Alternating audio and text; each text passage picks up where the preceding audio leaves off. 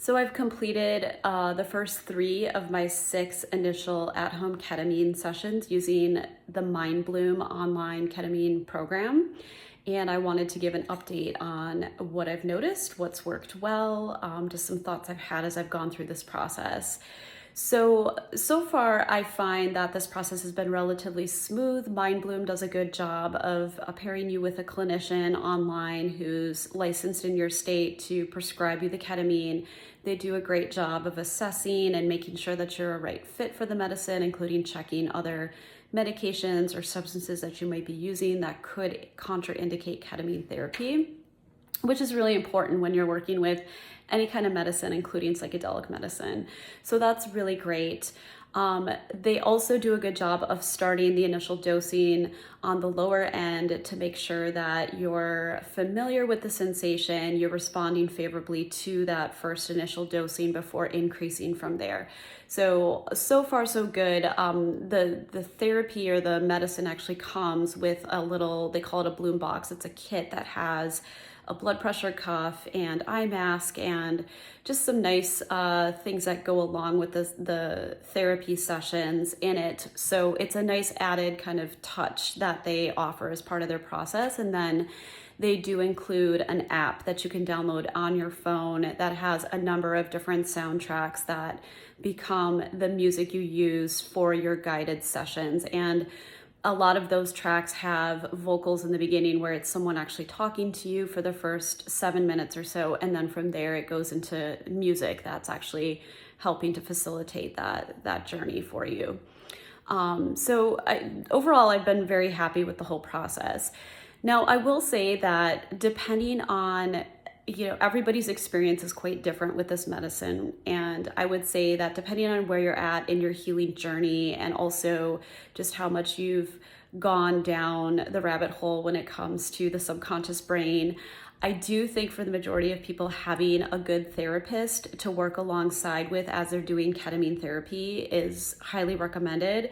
I have a therapist I really like that I've been working with for over a year now who does EMDR in internal family systems. And I've found that it's been really great to just meet with her a day or two after I have a session and bring the information that's coming up in the sessions to discussion with her. And then we can actually use EMDR IFS to help process that. So I do think that that's going to be a much more effective integration compared to just using, say, only a journal or trying to integrate things with a peer group, online.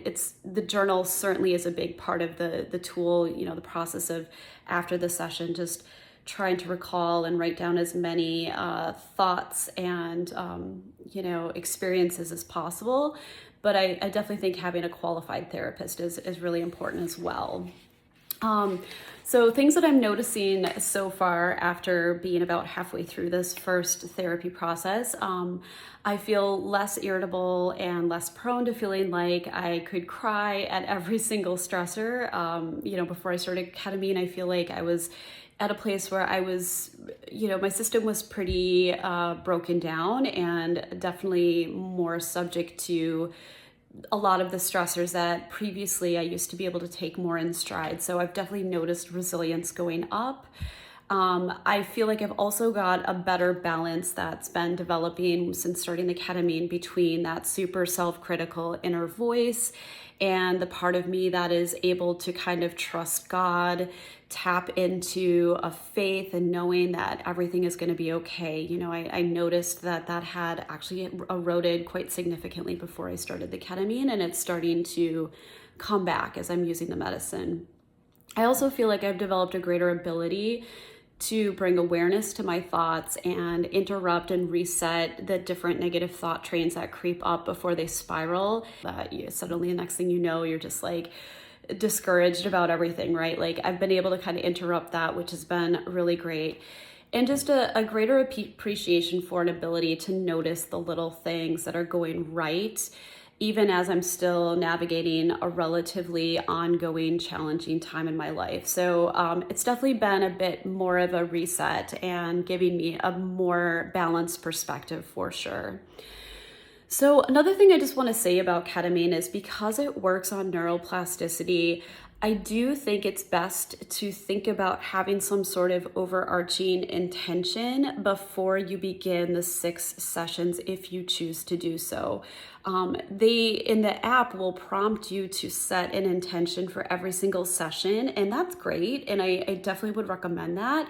But I think it's better to go even a step further and just think about what is the greater goal or the greater intention for why you want to use this medicine in the first place. Like, what is it that you're trying to work towards that's going to ultimately serve you in a more positive way? So, some examples of greater overarching intentions, things that I thought about.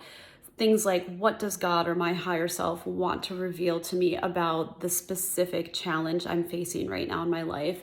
What specific habit do I want to start or stop that I've been really struggling to? What is at the root of the problem that keeps me stuck in my life or repeating the same maladaptive cycle? So those are examples of kind of just the overarching intention. And then from there, you can kind of tweak the individual session intentions. And I think that process actually works really good. Along with this, if there are any positive changes to your daily routine, or you just simply want to develop a daily routine, if that's not you typically, I definitely recommend mapping this out prior to starting the ketamine. So you've actually got these changes penciled into your calendar, or at least you're setting kind of the schedule to do it. I think just having the logistics nailed down is going to make it much more likely that when you start that process of using the ketamine therapy, you literally have those, those different taskers coming up to remind you to, for example, take a walk or, do a yoga class or whatever it is. I also feel like during the 6 weeks or so, you're trying something like ketamine, especially initially, you want to optimize the brain neuroplasticity piece of it as much as possible. And so it's not just about setting intentions, but also being really conscious of everything that around you that influences you. And so that would include all of the media you consume, but especially things like TV watching, the music you're listening to, the books you're reading, also the people that you tend to spend a lot of time with. So just being extra conscientious of particularly negative influences. And to the extent you can minimize or even cut some of those things out, that's really going to serve your brain's ability to adopt positive changes.